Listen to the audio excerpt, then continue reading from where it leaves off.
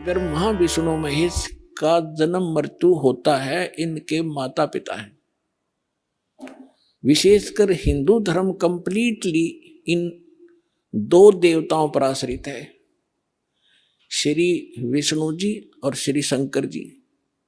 उसके बाद तो फिर जैसे भी हमें ज्ञान मिलता गया, बिखरता गया, कोई हनुमान पूज रहा है, कोई शेरा वाली का चिपट रहा है, कोई और काली माई का ही लगा हुआ है पूजा में, और फिर और नीचे सत्र में आगे हम खेत अपने कहीं 4 ईंट लगाई उसमें मत्था टेकन लाएंगे, या कोई मंदिर मस्जिद गुरुद्वारे बना कर वहाँ परमात्मा खोजने लगे। लेकिन मुख्य रूप से हिंदू धर्म के लोग श्रद्धालु श्री विष्णु जी और श्री शंकर जी को सुप्रीम मानकर पूजते रहे। और हमें यह बताया गया था इनके कोई माता पिता नहीं, केवल ब्रह्मा जी की मृत्यु बताते थे।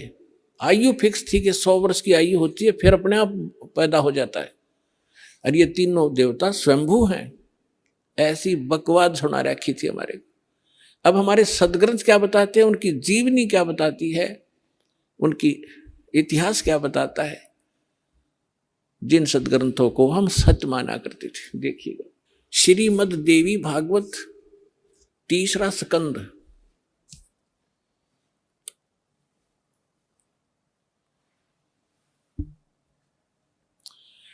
ये गीता प्रेस गोरखपुर से प्रकाशित है।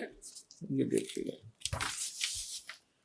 इसके ये सचित्र मोटा टाइप, केवल हिंदी, संपादक हनुमान प्रसाद पोदार, चिमनलाल गोस्वामी। और ये यहां से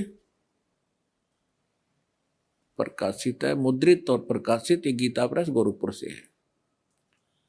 गीता भवन कार्यालय कोलकाता का संस्थान, गीता प्रेस गोरखपुर। इसके 123 पृष्ठ पर ले चलते हैं आपको, बिल्कुल 2 मिनट में सारी कहानी समझ में आ जाएगी। 123 पृष्ठ पे ये 3रा स्कंद। भगवान विष्णु अपनी माता दुर्गा की महिमा स्तुति करते हुए, उनकी स्तुति करते हुए बोल रहे हैं, तुम शुद्ध स्वरूपा हो, यह सारा संसार तुम इसे उद्भासित हो रहा है। मैं ब्रह्मा और शंकर, हम सभी तुम्हारी कृपा से विद्यमान हैं। हमारा आविर्भाव माने जन्म, तिरोभाव माने मृत्यु। हमारा तो जन्म और मृत्यु हुआ करता है, केवल तुम ही नित्य हो, जगत जननी हो, प्रकृति और सनातनी देवी हो। ये प्रकृति शब्द याद रखना कि दुर्गा को प्रकृति भी कहते हैं। जिस समय दास आपको श्रीमद् भगवत गीता में यह सिद्ध करेगा कि ब्रह्मा विष्णु महेश की उत्पत्ति दुर्गा से हुई है और गीता में वर्णित है, उस समय प्रकृति शब्द आपका काम आओगा कि प्रकृति दुर्गा को कहते हैं। गीता के अंदर 2 प्रकृति बताई है, एक तो जड़ जैसे ये अग्नि वायु हवा आदि, और एक चेतन ये दुर्गा प्रकृति है। तो इसलिए कहते हैं तुम आप ही प्रकृति हो। और फिर भगवान शंकर क्या कहते हैं, देखिएगा। भगवान शंकर बोले, देवी यदि महाभाग विष्णु तुम्ही से प्रकट हुए हैं, उनके बाद उत्पन्न होने वाले ब्रह्मा भी तुम्हारे बालक हुए, फिर मैं तमोगुणी लीला करने वाला, क्या मैं तमोगुणी लीला करने वाला शंकर क्या तुम्हारी संतान नहीं हुआ? अर्थात मुझे भी उत्पन्न करने वाली तुम ही हो शिवे। संपूर्ण संसार की सृष्टि करने में तुम बड़ी चतुर हो। इस संसार की सृष्टि, स्थिति और संहार में तुम्हारे गुण सदा समर्थ हैं। उन्हीं तीनों गुणों से उत्पन्न हम ब्रह्मा विष्णु एवं शंकर नियमानुसार कार्य में तत्पर रहते हैं।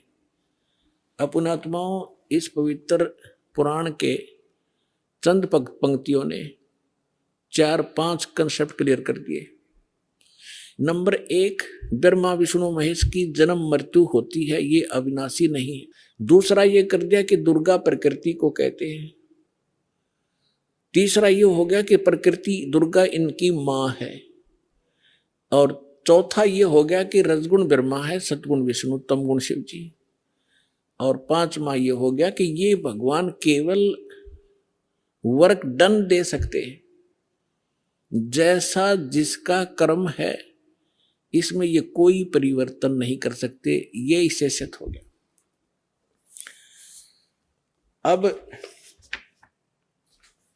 ये सिद्ध हो गया कि ब्रह्मा विष्णु महेश नासवान है।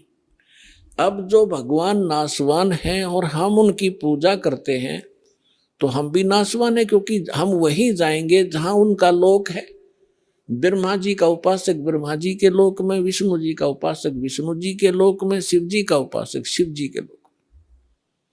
और ये भगवान नासवान है और इनकी भी मृत्यु होगी, इनका लोक भी नाश होगा, तो फिर हम भी गए जन्म मृत्यु में।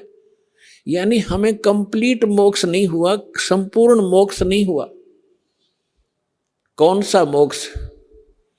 श्रीमद् भगवत गीता अध्याय नंबर 15 के श्लोक नंबर 1 से 4 में कहा है कि ये ऊपर को जड़ और नीचे को तीनों गुण रूपी शाखा वाला संसार रूपी वृक्ष है, और जो संत इसके सभी पार्ट्स को विभिन्न विभिन्न बता देगा वह तत्वदर्शी संत है, वेद के तात्पर्य को जानने वाला है। फिर बताया है कि उसके पश्चात गीता अध्याय नंबर 15 के श्लोक नंबर 4 में कहा है जब तत्वदर्शी संत मिल जाए उसके पश्चात परमेश्वर के उस परम पद की खोज करनी चाहिए जहां जाने के बाद साधक लौटकर कभी संसार में नहीं आते। और जिस परमेश्वर ने सभी ब्रह्मांडों की रचना की है, अर्थात जिस परमेश्वर से संसार रूपी वृक्ष की प्रवृत्ति विस्तार को प्राप्त हुई है, भावार्थ है कि जिसने सब ब्रह्मांडों की रचना की है वो कंप्लीट गॉड है, वो पूर्ण परमात्मा है। केवल उसी की भक्ति करो, गीता ज्ञानदाता स्पष्ट कर रहा है। और फिर कहता है कि अर्जुन चौथे अध्याय के 5 और 9 श्लोक में, दूसरे अध्याय के 12 श्लोक में गीता जी में, और 10वें अध्याय के दूसरे श्लोक में गीता ज्ञानदाता कहता अर्जुन तेरे और मेरे बहुत जन्म हो चुके हैं, तू नहीं जानता मैं जानता हूं। अब जैसे हम श्री कृष्ण जी को मानकर चले कि श्री कृष्ण जी गीता का ज्ञान दे रहा है, इन अज्ञानियों के आधार से हम चलें तो भी गीता ज्ञानदाता तो अपने आप को कह रहा है मैं नासवान हूं, मेरी जन्म मृत्यु होती है। जिसकी स्वयं जन्म मृत्यु होती है और उसके उपासकों की भी जन्म मृत्यु होगी। गीता अध्याय नंबर 18 के श्लोक नंबर 62 में कहा, इसलिए कहा कि अर्जुन तू सर्वभाव से उस परमेश्वर की शरण में जा, उसकी कृपा, उस परमेश्वर की कृपा से तू परम शांति को और सनातन परम धाम को प्राप्त हो, और उसकी शरण में जाने से तेरा कंप्लीट पूर्ण मोक्ष होगा।